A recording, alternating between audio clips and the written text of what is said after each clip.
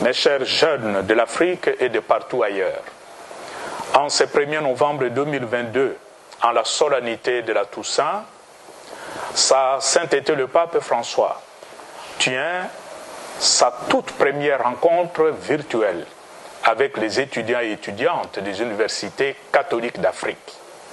Je suis heureux de vous y souhaiter une cordiale bienvenue. Comme vous le savez, le but de cette rencontre est de conforter l'initiative qui consiste à bâtir des ponts en Afrique entre les jeunes. En effet, il existe des liens profonds qui unissent les jeunes de cette terre qui est notre maison commune. Nous sommes tous conscients d'appartenir à la famille de Dieu conformément au message central du premier synode africain qui a mis en avant l'image de l'Église en Afrique comme famille de Dieu. Et sa sainteté le pape François nous le rappelle encore si bien et avec insistance dans Fratelli Tutti, nous conviant à briser toutes les barrières à la fraternité et à l'amitié. Voilà pourquoi je remercie de tout cœur sa sainteté le pape François pour cette heureuse initiative.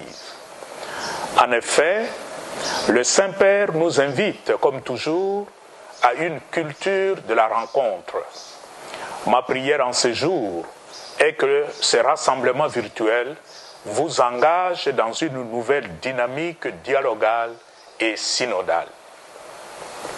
Mes chers jeunes, l'Église en Afrique est une Église jeune et c'est pour moi un signe encourageant de vous voir répondre généreusement et avec empressement à l'invitation du pape François.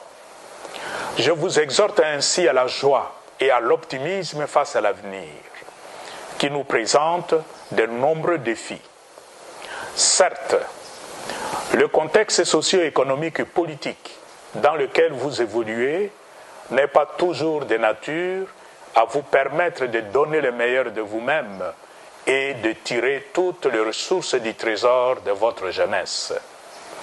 Mais vous pouvez et vous devez bien relever tous ces défis et redonner espoir à tout un continent, à notre monde. Je pense ici particulièrement aux défis de pauvreté croissante, d'immigration clandestine et de chômage. Sur le plan strictement politique, vous faites face à une tendance accrue de violation de liberté d'association, de réunion et d'expression. Pourtant, un bon usage de l'Internet et autres réseaux sociaux et médias peut contribuer à construire des ponts entre vous pour une plus grande solidarité et compréhension et pour la cause de l'Évangile. En ces jours, je vous adresse, mes chers jeunes, l'appel à ouvrir vos cœurs au message du pape François qui vient à vous au nom du Seigneur et en homme de foi et d'espérance. Vous êtes en effet l'espoir de l'Église et de la société qui entendent beaucoup de vous. Puisse la bienheureuse Vierge Marie, notre Mère de l'Espérance, intercéder pour vous et vous obtenir le don de la jeunesse éternelle, fruit du contact avec l'évangile de la joie et de l'amour. Je vous accorde ma bénédiction paternelle.